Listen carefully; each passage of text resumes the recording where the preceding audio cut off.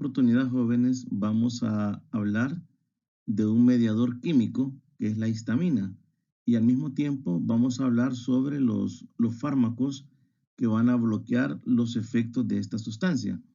Podemos decir que la histamina es un mediador químico que actúa en una amplia gama de respuestas celulares, como por ejemplo las reacciones alérgicas e inflamatorias, la secreción gástrica de ácido gástrico, la neurotransmisión en algunas partes del cerebro.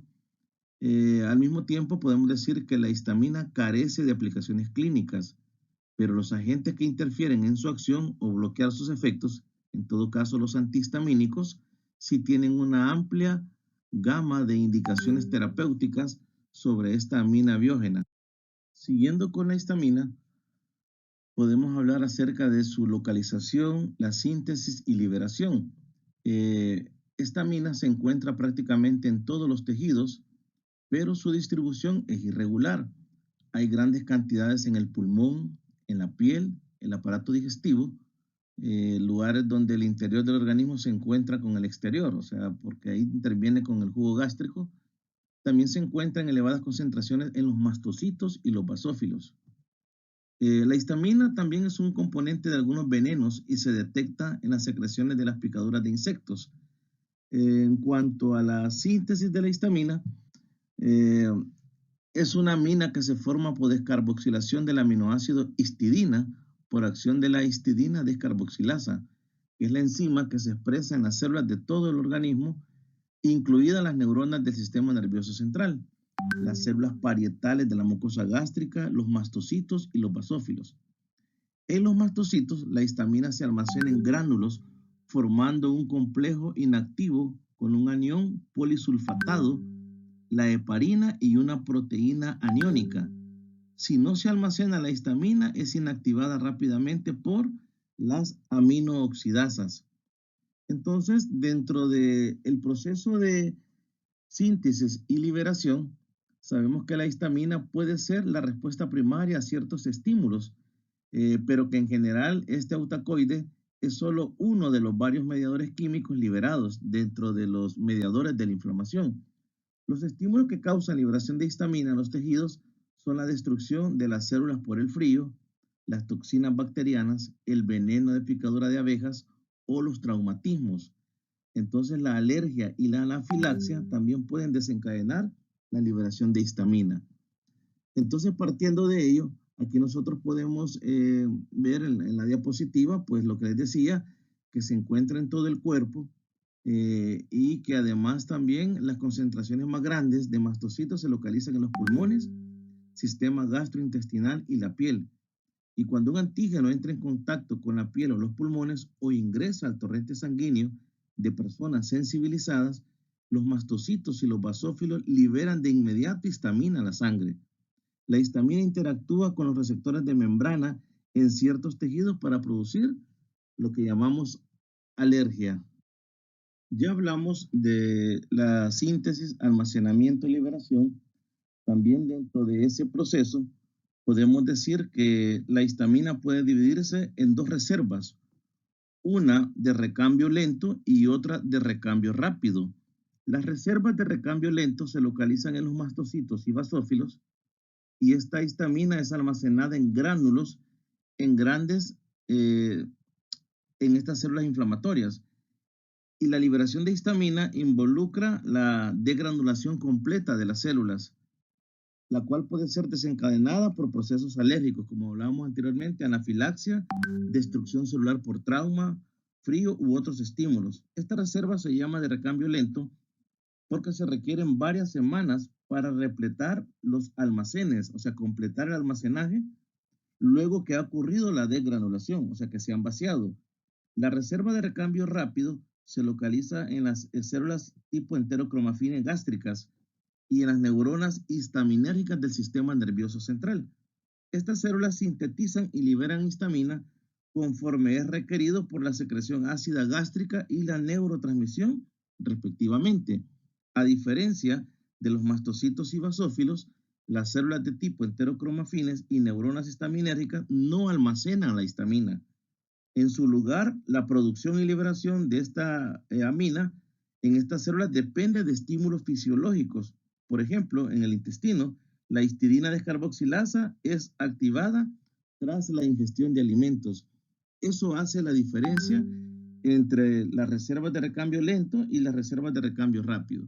Como podemos observar en esta lámina, en cuanto a la liberación de histamina en las reacciones alérgicas, debe haber un estímulo o una sustancia extraña como los alergenos o antígenos.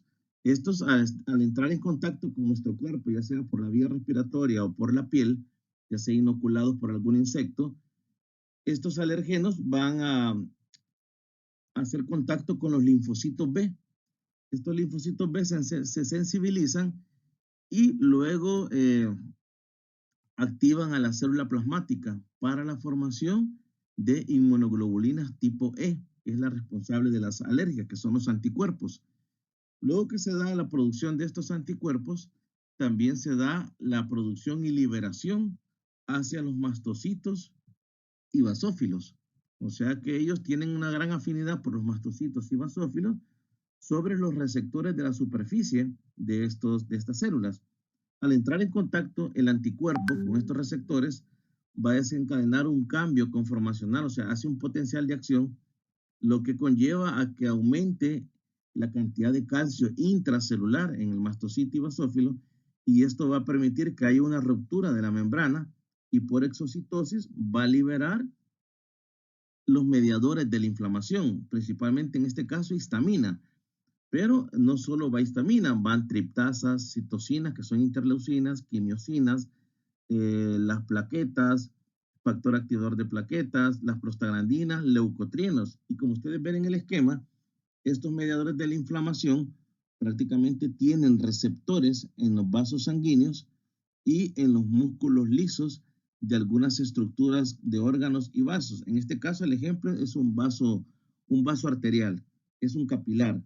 Y ustedes van a ver que en la mucosa y en el músculo liso tenemos receptores H2 y H1, porque la histamina prácticamente en el cuerpo hay receptores H1, H2, H3 y H4. Lo de H es de histamina y luego el número.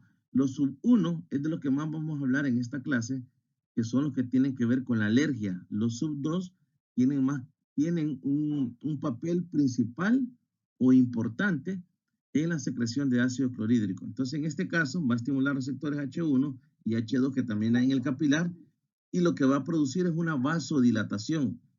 Es decir, va a haber un mecanismo de segundos mensajeros que va a aumentar el AMP cíclico y va a aumentar también, esto va a estimular y sintetizar y aumentar la liberación de óxido nítrico, que también es un dilatador, prostaciclina, que son mecanismos de adhesión y va a formar lo que es la vasodilatación y el edema. Esto es lo que causa prácticamente cuando se libera histamina, en este caso en presencia de alergenos, un antígeno, al final vamos a tener una vasodilatación. Nosotros acá tenemos en este cuadrito que ustedes lo tienen en el libro de texto, las principales acciones fisiológicas de la histamina. Tenemos los tejidos a la izquierda, luego nos vamos a derecha, efecto de la histamina, manifestaciones clínicas y los subtipos de receptores. Porque la histamina prácticamente se han descubierto 4 tipos de receptores. Se simbolizan por H mayúscula y con números H sub 1, H sub 2, H sub 3 y H sub 4.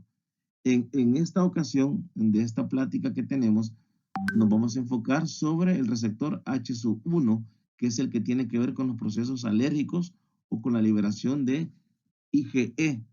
Entonces, o reacciones de hipersensibilidad tipo 1. Entonces podemos ver que a nivel del pulmón, el efecto de la histamina es una broncoconstricción, porque es un mediador de la inflamación. Entonces, una manifestación clínica va a ser síntomas similares al asma provocados por H1. En el músculo liso vascular, aquí quiero que presten atención, hablamos en el esquema anterior que estos mediadores inflamatorios van a provocar una vasodilatación. Entonces vean ustedes, ahí provoca dilatación de vénulas postcapilares, dilatación de arteriolas terminales y ahí menciona venoconstricción. La venoconstricción es muy mínima, por eso para efectos generales ustedes comprendan que la histamina y los mediadores de la inflamación lo que provocan es vasodilatación para efectos muy generales, porque no es significativa la venoconstricción que pueden producir en algunos lugares. Es el mayor efecto en vasodilatación. Y esto se manifiesta clínicamente como eritema. Es decir, cuando a nosotros nos pica una avispa en la piel, vamos a ver que se forma una roncha, hay un edema, esa roncha está color roja, es el eritema, y puede estar caliente, aumenta la temperatura por la vasodilatación. Luego en el endotelio vascular, aquí va a haber una concentración y desprendimiento de las células endoteliales, provocando edema y la respuesta de urticaria, que es la triple respuesta de Lewis, que ya vamos a hablar más adelante. Luego, esto siempre provocado por receptores H1. Luego en los nervios periféricos hay sensibilización de las terminaciones nerviosas aferentes. Esto es importante porque las reacciones alérgicas, además de provocarnos eritema, ronchas en la piel, nos provoca algo bien incómodo que es el prurito, o que es el que nos tenemos que rascar porque pica y hay dolor. O sea, hay dolor y hay prurito. Y eso es desesperante. Eso es porque estimula los nervios periféricos. En el corazón también tenemos receptores de histamina, principalmente H2, que la manifestación clínica al ser estimulado es un mínimo incremento en la contractibilidad y frecuencia cardíaca. Es decir, ese es el efecto y la manifestación clínica es muy leve, no es tan significativa. Y en el estómago, aquí sí es bien importante el receptor H2, porque interviene en la formación y en la secreción de ácido clorhídrico. Y esto lo vemos manifestado en la enfermedad acidopéptica o cuando hay pirosis. Es decir, la acetilcolina, la gastrina y la histamina tienen que ver en la producción de ácido clorhídrico a nivel del estómago. Pero también cuando ya hay un problema y que hay una hipersecreción, se da esta enfermedad acidopéptica y la pirosis, o sea, es decir, como ardor y dolor en el estómago, incluso aún habiendo comido. En el sistema nervioso central, les decía anteriormente que la histamina es un neurotransmisor. Entonces tiene que ver con el ritmo circadiano, el ciclo de vigilia y sueño a través de receptores sub 3, H sub 3. Entonces eso es lo que tenemos dentro de las principales acciones fisiológicas de la histamina. Como les decía, en la lámina anterior, los receptores pertenecen a la superfamilia de receptores ligados a proteína G. O sea, receptores H sub 1, H sub 2 y hay hasta H sub 3 y 4. Estos se encuentran en el músculo liso de las vías respiratorias, músculo liso del aparato gastrointestinal, músculo liso del aparato genitourinario a nivel cardiovascular. También lo encontramos en la médula suprarrenal, células endoteliales, linfocitos y cerebro. Entonces, algo también interesante es que la intensidad de los síntomas alérgicos es proporcional a la cantidad de histamina liberada, o sea, es directamente proporcional. Es decir, por ejemplo, si a nosotros nos pican 2 avispas, así va a ser la producción de histamina que se va a liberar. Si fueran 4, si fueran 10, así va aumentando proporcionalmente. Lo que les mencionaba anteriormente, los receptores H sub 2 principalmente se localizan en el estómago. Ahí juegan un papel importante que vamos a ver que existen fármacos también para poder disminuir esa liberación de ácido clorhídrico cuando tenemos alguna patología acidopéptica. También estos receptores están en el corazón, vasos sanguíneos y en el tejido urinario. La respuesta más importante mediada por estos receptores es la mayor secreción de ácido gástrico. Respuesta que no suele relacionarse con alergias. Ojo, es otro tipo de receptor. Es un receptor de histamina tipo 2. Sin embargo, la acción de estos receptores de importancia clínica en el tratamiento de patologías o úlceras gastrointestinales. Eso lo vamos a ver el otro ciclo en la farmacología 2. Ahora, también es importante entender, como lo dijimos, la histamina una indicación terapéutica como tal. Pero vemos que como es una amina biológica que se produce en nuestro cuerpo y forma parte del sistema inmunológico también, Entonces, la liberación de ella en un momento determinado como un mecanismo de defensa ante un agresor o un alergeno, tenemos que conocer los efectos que nos va a dar. Y hay efectos principalmente vasculares. Estamos hablando propiamente de la histamina fisiológica. Tenemos efecto vascular, extravascular y tenemos efectos cardíacos propiamente. Dentro de los efectos vasculares, como vimos anteriormente y en el esquemita, ella va a generar una vasodilatación de estos capilares sanguíneos pequeños, produciendo hipotensión y colapso circulatorio, o sea, de vasos grandes y vasos pequeños. En el cerebro produce dolor de cabeza o cefalea palpitante, eh, pulsátil, y en la piel un eritema. Esto es por la misma vasodilatación. Entonces, la extravasación capilar que produce la histamina es lo que nos da la congestión nasal, el edema y el eritema. Por ejemplo, los pacientes que padecen de rinitis alérgica, ustedes se van a dar cuenta que sus manifestaciones clínicas es que pasan como sonándose o aspirando para adentro porque no pueden respirar, o lo que nosotros decimos, se nos tapó una fosa nasal. Ahí lo que ha ocurrido es una vasodilatación de esos vasitos de la mucosa que están entre los coronetes y los meatos, y nos obstruye también los senos paranasales, o cuando estamos con gripe, que se nos congestiona por la producción de moco, por el mismo edema, por la vasodilatación. Entonces, eso es lo que se llama extravasación capilar. Lo que hay ahí es una vasodilatación. Lo mismo en el ojo. Si nosotros observamos a alguien con una extravasación capilar, vamos a ver que en la esclerótica se marcan los vasitos, se ven rojos como reventados o un ojo rojo. Eso es porque hay una vasodilatación. Si nosotros a ese ojo rojo le ponemos un colirio, que los colirios están hechos de vasoconstrictores, en este caso se llevan fenilefrina, usted se pone una gotita en un ojo rojo, va a ver que al ratito el ojo ya está blanquito, ya no se ve rojo, porque lo que ha hecho es una vasoconstricción de estos vasitos que estaban dilatados. Entonces ahí quita la extravasación capilar. Luego, el otro punto es la cuestión extravascular. La histamina produce contracción del músculo liso, tanto intestinal como bronquial. Es decir, en los músculos lisos encontramos receptores de histamina. Entonces, por lo tanto, al haber una liberación de histamina y estimular estos músculos lisos, en el bronquio va a generar una broncoconstricción al estimular receptores H1.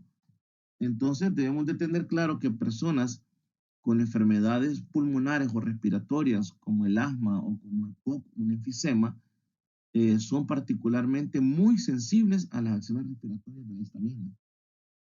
En cuanto a los efectos cardíacos, la histamina a través de receptores H2 puede darnos cierta taquicardia. Sin embargo, a niveles elevados de histamina, por ejemplo, decíamos que es directamente proporcional al estímulo, como un choque de histamina, se altera la conducción nerviosa, el sistema eléctrico del corazón, lo cual puede causar arritmias y colapso cardiovascular. Entonces, vean por qué la histamina no tiene, o sea, no se ven patologías donde hay una deficiencia de histamina. Al contrario, una estrategia farmacológica al encontrar enfermedades en este punto como alergias es bloquear los efectos de la histamina, porque muchos de estos efectos, en la medida se libera más histamina, nos van a afectar el sistema vascular, extravascular y cardíaco. Y esto puede comprometer la vida del paciente. Entonces, teniendo en cuenta este panorama, ya nos va a quedar más claro cuáles son los efectos de la histamina.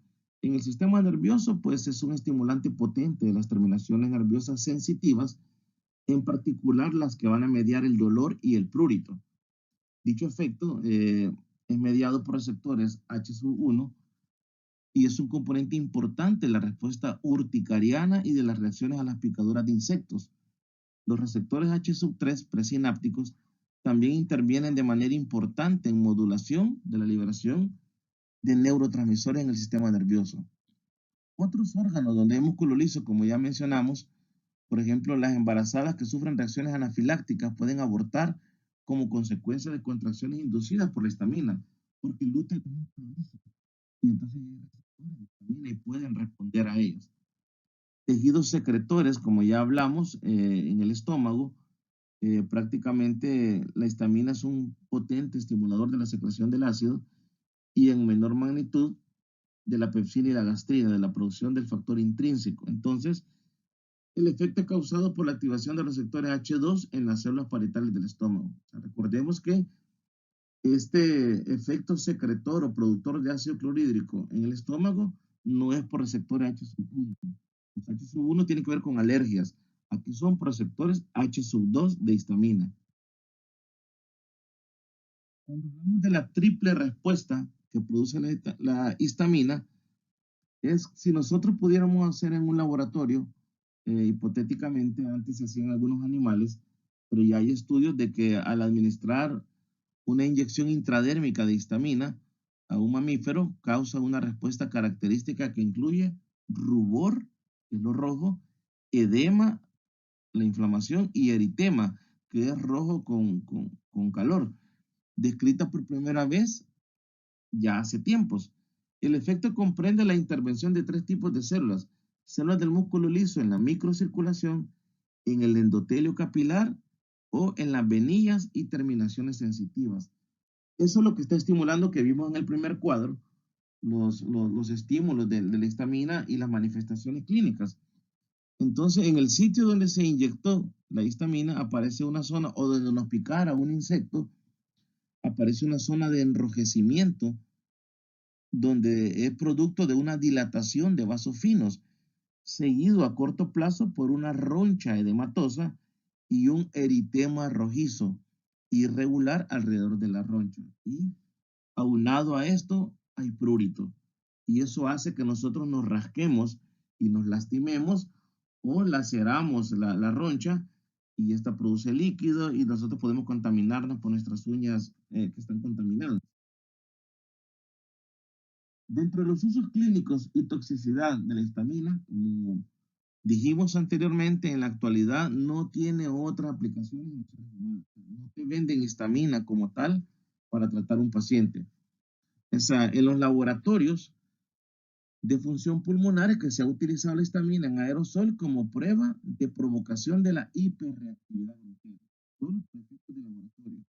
O sea, es decir, imagínense un paciente con EPOC, un paciente con asma que tiene hiperreactividad bronquial y todo lo que ya vimos, la hiperplasia, el edema, hipersecreción de mocos, y nosotros con un spray de histamina le dejáramos ir, administrarle a aerosol, podríamos complicar y hasta llevar a la muerte a un paciente de esto, porque son muy sensibles y le estamos administrando prácticamente un poderoso inflamatorio de esta vía. Entonces, los efectos adversos de la liberación de histamina, como los que se observan después de administrar tal sustancia, va a depender de la dosis, porque dijimos es directamente proporcional. Puede haber hiperemia cutánea, hipotensión, cardia, cefalea, ronchas, broncoconstricción, perturbaciones gastrointestinales, efectos que también se observan después de ingerir pescado descompuesto. Esto es importante porque el pescado, al descomponerse, produce una intoxicación por escómbridos, aquello que da un hedor, y además de eso hay también bacterias anaerobias, y hay datos de que la histamina producida por acción bacteriana en la carne del pez constituye el principal agente causal de esta cuestión.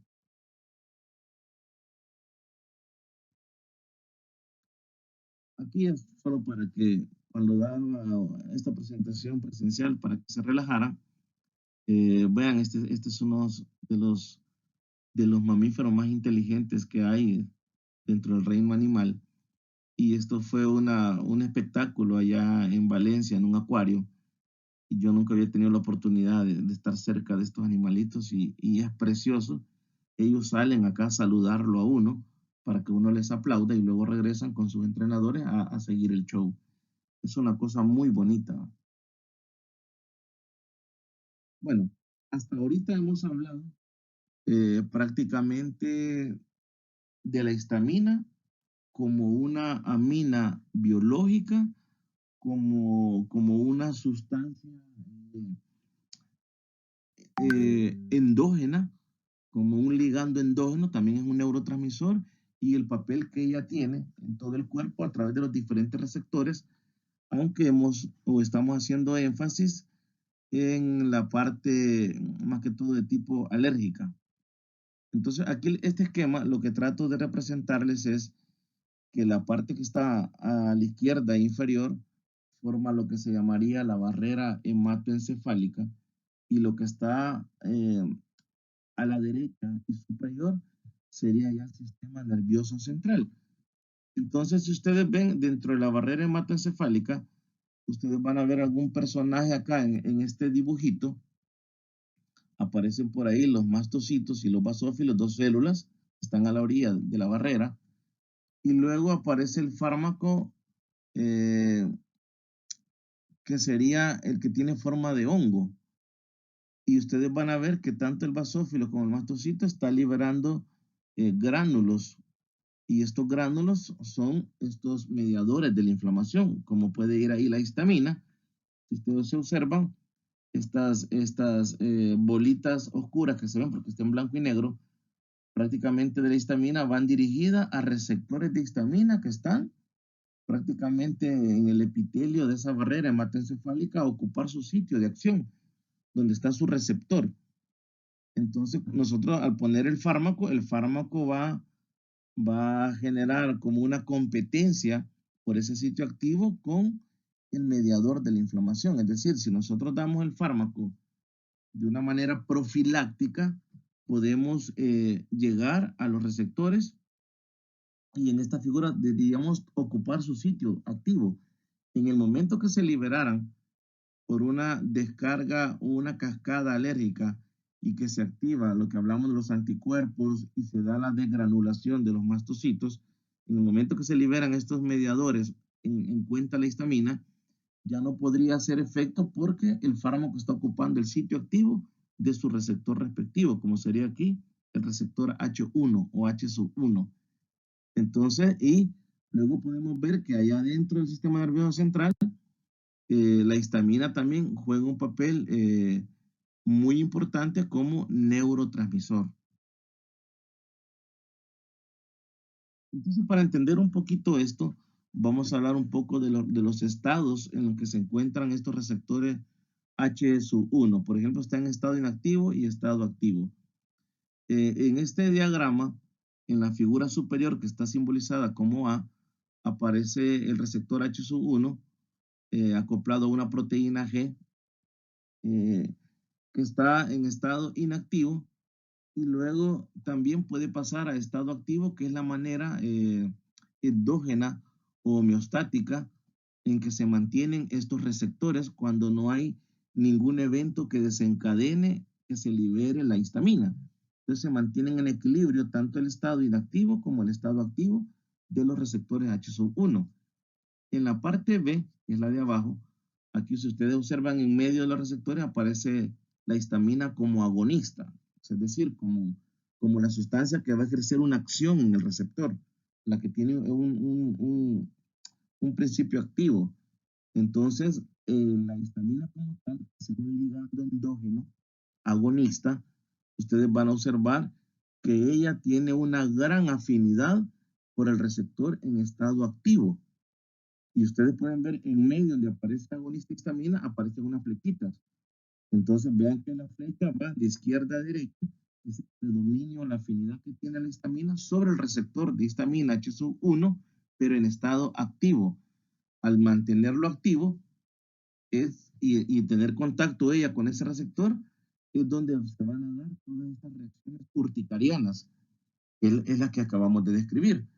Cuando nosotros usamos un fármaco antihistamínico HSU1, que sería ya la parte C, estos fármacos, el mecanismo de acción se ha determinado que juega un papel como agonista inverso.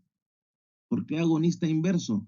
Porque se une al receptor de histamina prácticamente no de una manera antagonista de que va a bloquear del todo del todo, ¿cómo se llama? Su efecto, sino que lo que hace es que se une, pero porque tiene afinidad al receptor que está en un estado inactivo. Entonces, si la afinidad que tiene es por el receptor que está en estado inactivo, lo va a mantener así inactivo por mucho tiempo y por lo tanto, la histamina que tiene preferencia por el estado activo no va a poder hacer su efecto porque prácticamente el estado activo no está activo, sino que está bloqueado por el fármaco. Lo mantiene en un estado inactivo. Es decir, siempre le llamamos antihistamínicos, pero obviamente antes se hacía la referencia de que era como un antagonista puro. Hoy con el estudio se determinó que no es un antagonista puro, sino que es un agonista inverso. Es decir, dijimos, los receptores H1 coexisten en dos estados conformacionales, el activo y el inactivo, los cuales se encuentran en equilibrio. La histamina actúa como un agonista para la conformación activa del receptor H1 y su unión cambia el equilibrio hacia la estructura activa. En cambio, los fármacos actúan como agonistas inversos que se unen y estabilizan la estructura inactiva del receptor H1, cambiando hacia el equilibrio, hacia el estado del receptor inactivo. Entonces, por lo tanto, al inactivarlo, la histamina, por más que se libere, ya no va a hacer el efecto.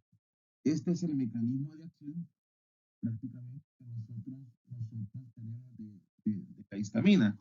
Y les decía yo anteriormente que la histamina promueve la vasodilatación por inducción de la liberación de óxido nítrico en el endotelio vascular. Esta señal química difunde al músculo liso vascular donde estimula la producción de monofosfato de guanosina cíclico, GMP cíclico, y tiene un efecto vasodilatador. Los receptores de histamina HSU2 sirven de mediadores para la secreción ácida, que fue lo que hablamos anteriormente. Pero los receptores de histamina H1 median muchos procesos patológicos como rinitis alérgica, dermatitis atópica, conjuntivitis, urticaria, broncoconstricción, asma, anafilaxis. Entonces, eso debemos de tenerlo claro en cuanto al mecanismo de la histamina. Y aquí tenemos este cuadro. Subtipos de receptores de histamina. El HSO1, que es el que estamos enfocados en esta charla, ustedes vean, está unido a una proteína G tipo Q excitadora. Al estimularle incrementa el IPF, el glicerol y el calcio, aumenta el calcio intracelular, lo que activa prácticamente a los receptores, el factor de necrosis, y esto, como segundo mensajero, tiene repercusión en los tejidos, por ejemplo, en el músculo liso, en el endotelio vascular y en el cerebro. Entonces, cuando hablamos de antagonistas de histamina, su mecanismo al final es un agonismo inverso, los efectos de la histamina liberada en el organismo pueden disminuirse de varias formas. O sea, tenemos tres estrategias farmacológicas para bloquear el efecto de la histamina.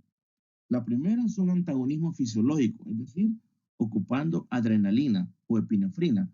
O sea, la adrenalina sabemos que tiene sus receptores adrenérgicos, alfa y beta, alfa 1, alfa 2, beta 1, beta 2.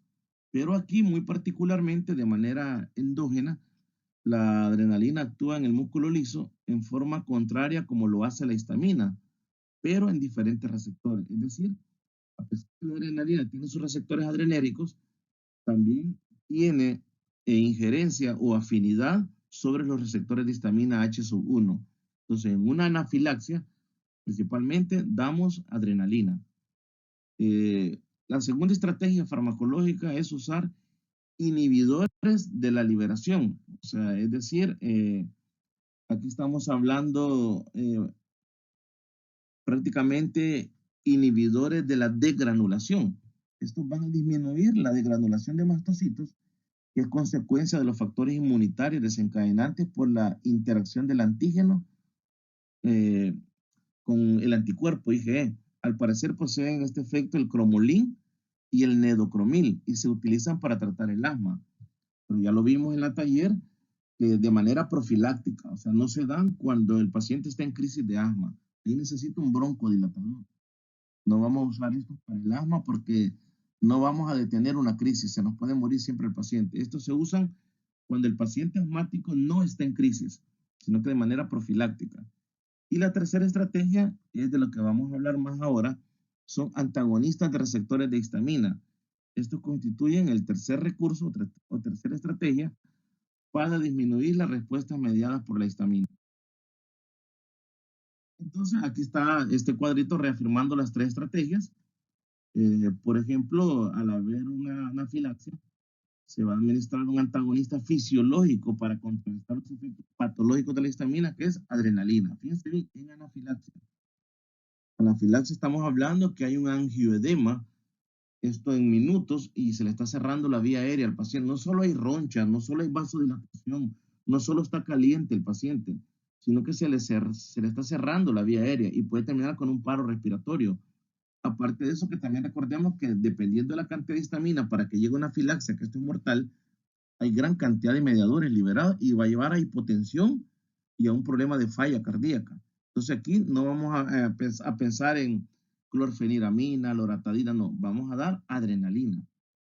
Cuando tenemos procesos de alergia que no llegan a una anafilaxia, podemos administrar el agonista inverso, que es de lo que vamos a hablar ahora, como difenidramina, loratadina, clorfeniramina, cualquiera de todos ellos, para tratar las alergias que no están en una etapa de anafilaxia. Y luego, para el asma, pero de manera profiláctica, queremos prevenir la degranulación de mastocitos, podemos usar el cromolín y el neocromilo, pero no cuando está en crisis de asma.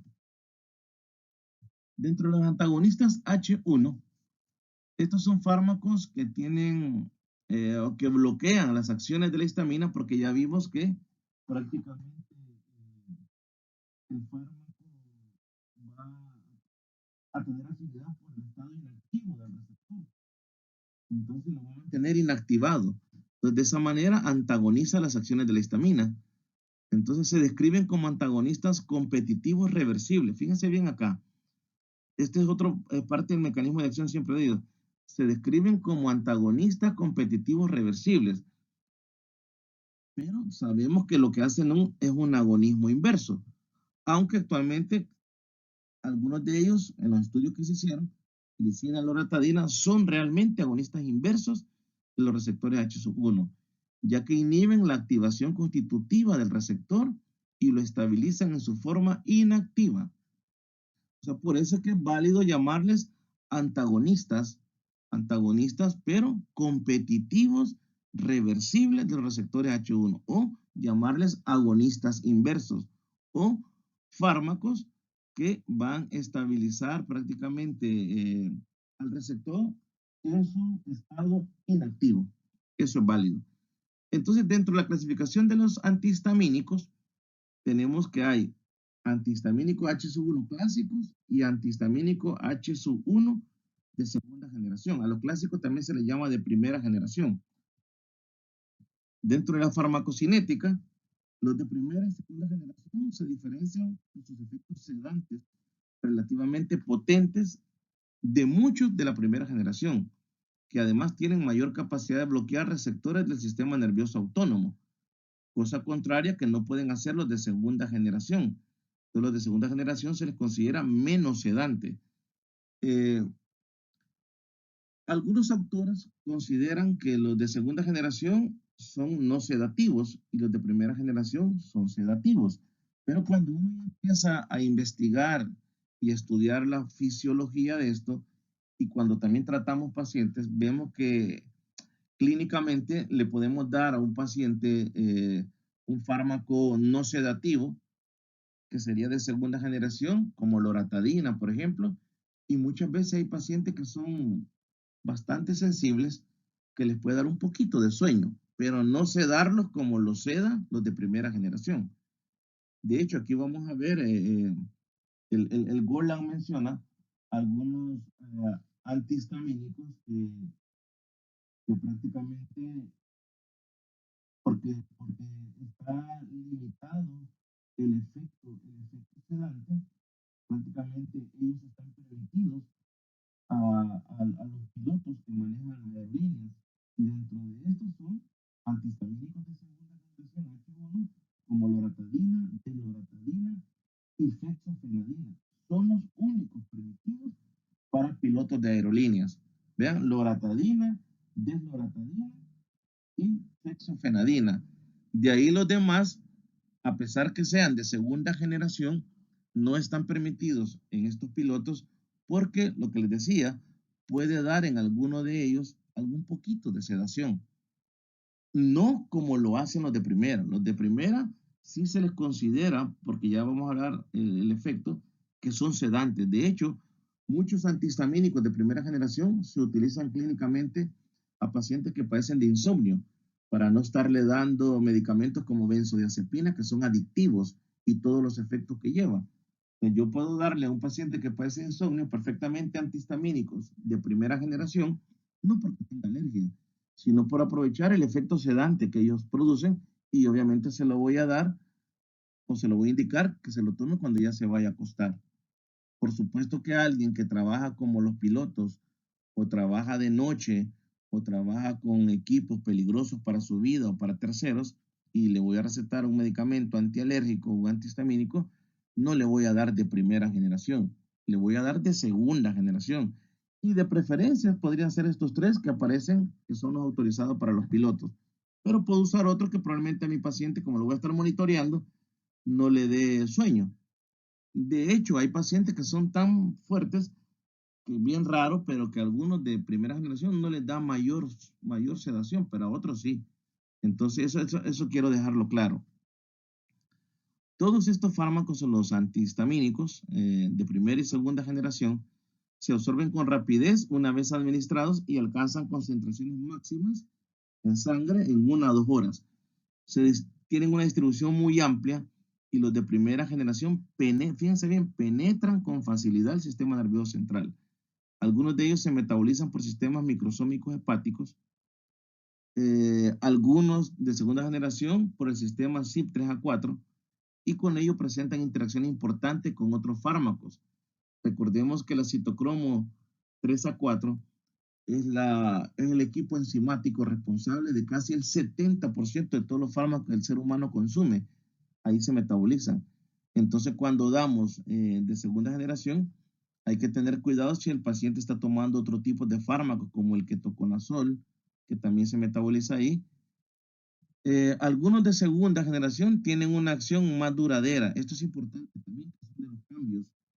Esto puede durar su efecto de 12 a 24 horas. Por eso los de segunda generación generalmente se deja una tabletita al día o una dosis diaria. Los de primera generación generalmente se dejan hasta 3 veces al día, es decir, cada 8 horas. Eso es parte de las mejorías o ventajas que tienen los de segunda generación. Muchos antagonistas HSO1 poseen metabolitos activos también. Ahora, los antihistamínicos H1, los clásicos, o sea, los de primera generación, bloquean los receptores H1 en el sistema nervioso central. ¿Por qué? Porque tienen facilidad para atravesar la barrera hematoencefálica y por eso producen sedación.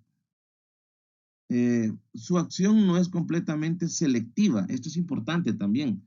Los H1 clásicos o de primera generación, su acción no es completamente selectiva, ya que ellos pueden inhibir receptores de acetilcolina, de noradrenalina, de serotonina, de dopamina y de adrenalina, cosa que no hacen los de segunda generación.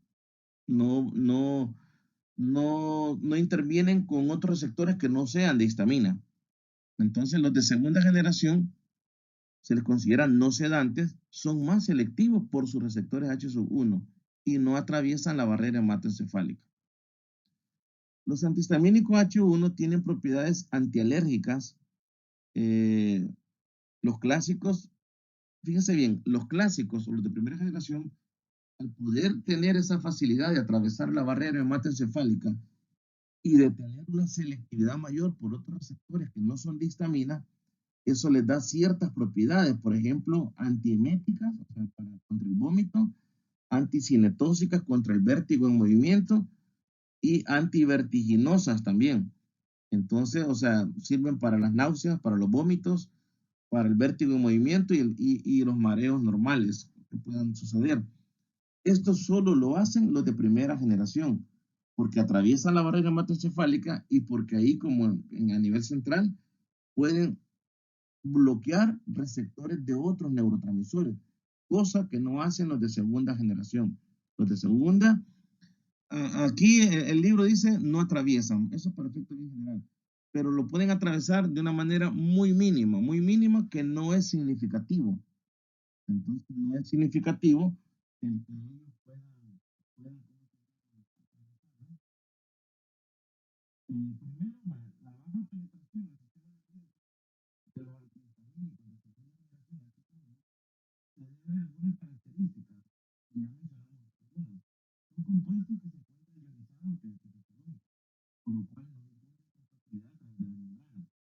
Segundo, tienen alta afinidad por la albúmina, así tienen también una alta afinidad por la bomba de expulsión de glucoproteína P en la superficie luminal del endotelio vascular, lo cual limita su distribución al sistema nervioso central. Entonces, a menudo se prefieren antihistamínicos H1 de segunda generación para uso a largo plazo por su limitado efecto sedante. Ahí lo dejamos, por su limitado efecto sedante. Aquí está esta diapositiva, es para que ustedes, esta es del Velázquez, para que ustedes puedan ver la gran cantidad, y ahora hay más, de fármacos antihistamínicos clásicos. Probablemente ustedes conocen la clorfeniramina, difenidramina, dimenhidrinato, la hidroxicina, la prometacina, son de los que más se usan. Vean el inicio de acción, decíamos de 1 a 2 horas como máximo, otros de 15 a 30 minutos, otro a la media hora. La duración, la clemastina ya aparece hasta 12 horas, y los demás andan entre 4 a 6 o de 4 a 12 horas. Si se fijan los de segunda generación, la famosa loratadina, desloratadina, levocetiricina, hidroxi, quiero ver, no aparece aquí porque la hidroxicina es de primera, la cetiricina, aquí está, perdón, la cetiricina, y si ustedes se observan, el inicio de acción anda igual, 3 a 4 horas, 1 a 4 horas, pero la duración de acción de los de segunda generación anda de 12 a 24 horas en promedio, o 24 horas. Por eso es que los de segunda generación se deja una dosis al día. En cambio, los de primeras se pueden dejar cada 12 horas o cada 8 horas. Entonces, eso también es ventaja de los de segunda, porque uno a veces se le olvida tomarse el medicamento, y con una vez que se acostumbra a tomárselo en la mañana, ya no tiene que estar tomando en el día. Y el efecto que hacen como antialérgico sí es muy poderoso, y hasta mayor en algunos casos que los de primera generación, aún dando los de primera 3 al día. Aquí está un cuadro del Katsu, para que ustedes vean también que dijimos que los de primera generación, al atravesar la barrera hematoencefálica, son no selectivos sobre sus receptores, porque estimulan o bloquean otros receptores de otros ligandos. Entonces se meten con los de acetilcolina. Entonces este cuadro del Katsu nos está enfocando, dice algunos antihistamínicos con acción en receptor H1 de empleo en seres humanos. En lo principal del cuadro, ahí dice de primera generación. Ustedes van a ver la carbinoxamina, dimenhidrinato, difenidramina, hidroxicina, ceclicina, bromfeniramina, clorfeniramina, los que más se usan. Ustedes vean el efecto o la actividad anticolinérgica, los primeros tienen hasta 3 cruces. De ahí aparecen signos negativos en ceclicina, porque no hay datos de ello, pero si se fijan, prometacina y ciproctadina siempre tienen cruces. Es decir, tenemos aquí, reafirma este cuadro que los de primera generación no solo afectan receptores H1, sino que también se meten con receptores de otras sustancias del autónomo, como dijimos, serotonina, adrenalina, noradrenalina y acetilcolina. Si nos vamos al recuadro más abajo que dice antihistamínicos de segunda generación, si se fija, la fexofenadina, la loratadina y la cetiricina no tienen efecto anticolinérgico. Por lo tanto, no tienen esos efectos que da la acetilcolina. Entonces, como una resequedad exagerada de las mucosas. Entonces, ahora, eso es importante, porque muchas veces nosotros, eh, esa rinorrea hialina de la gripe que nos gotea la nariz, Cuando usamos un antihistamínico de primera generación, rapidito nos va a ayudar a resecar, a que ya no haya goteo.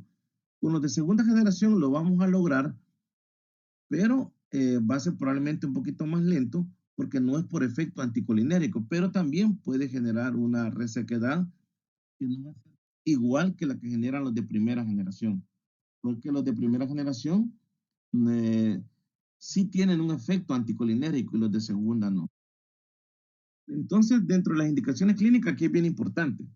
Fíjese bien, los de primera generación no son fármacos que por ser más antiguos ya no se utilicen, al contrario, por atravesar la barrera hematoencefálica son sedantes, por tener afinidad por otros receptores, o sea, no ser selectivos, eso les da, digamos, ciertos efectos adversos,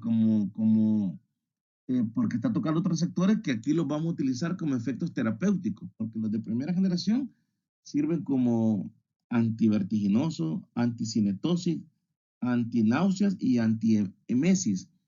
Entonces, aprovechamos ese efecto que tienen de estimular otros sectores para una indicación clínica.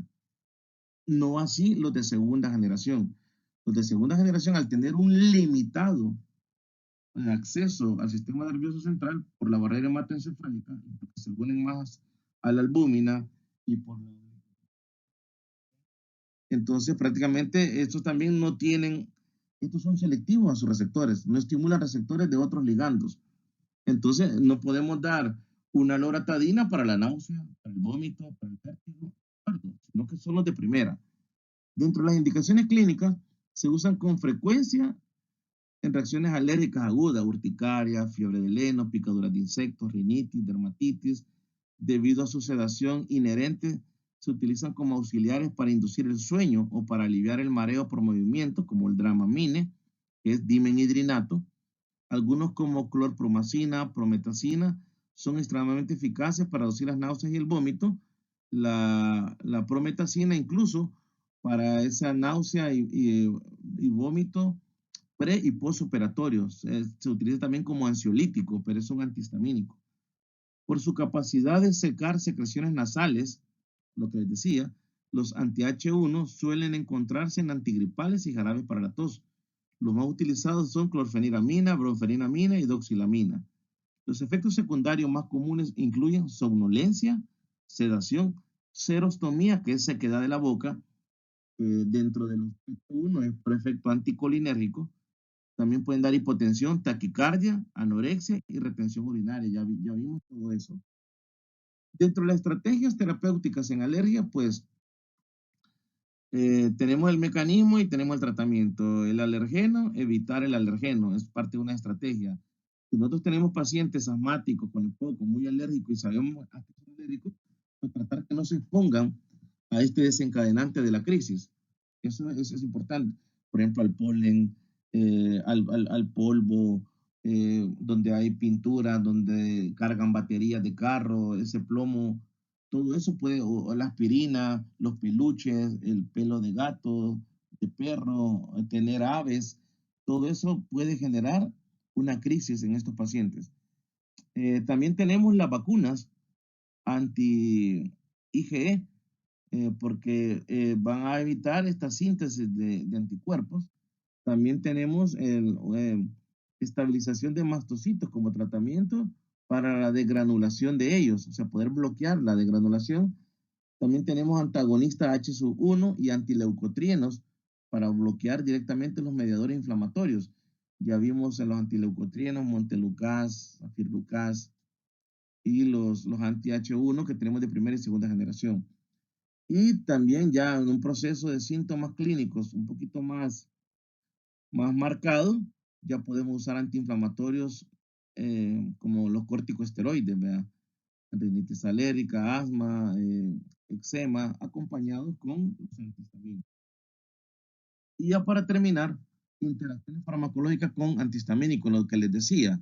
Miren, aquí tenemos antibióticos, lo que les decía, acitromicina, claritromicina, eritromicina.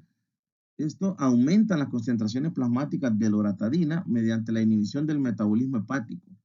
Con esto fue que terbinafina y estemisol daban prolongación del QT. Entonces hay que tener en cuenta estas interacciones. Si el paciente, como les digo, no tiene ningún problema cardiovascular, y no está tomando estos antibióticos, no hay ningún problema, se pueden dar. También hay que ver el medicamento anticolinérico como la atropina, si está tomando anticoagulantes, porque esto va a demorar la absorción del anticoagulante, si hay antidepresores, lo que hablamos del corticonazol, aumenta las concentraciones plasmáticas de loratadina por inhibición del metabolismo hepático porque trabaja en la CYP3A4. Y así van a haber corticosteroides orales, aumentan el riesgo de glaucoma en pacientes susceptibles. Entonces, son interacciones farmacológicas con antihistamínicos y con este tipo de fármacos que debemos de tener siempre, siempre en los pacientes. Recordemos que los fármacos, el paciente puede ser hipersensible y que todos los fármacos dan reacciones adversas. Entonces, eso debemos de tenerlo en cuenta. Entonces, jóvenes, hasta aquí llega lo poco que hemos platicado. Siento que es lo más importante que deben de saber de estos fármacos que los usamos hoy en día en todo el mundo, que muchos vienen en preparaciones de antigripales. Ustedes van a ver que para la gripe viene un analgésico, puede ser acetaminofén, puede ser ácido acetil salicílico, aspirina, y ahí trae clorfeniramina, fenilefrina, hasta dextrometorfán, que es un antitusivo, porque hay catarros que también nos dan tos. Entonces, eso es lo que, eso, y tenemos los antihistamínicos individuales que vienen en colirios también, hay presentaciones tópicas y presentaciones orales, y también ya vimos que algunos también trabajan en el estómago, pero con receptores H2. Entonces nos quedaríamos hasta aquí.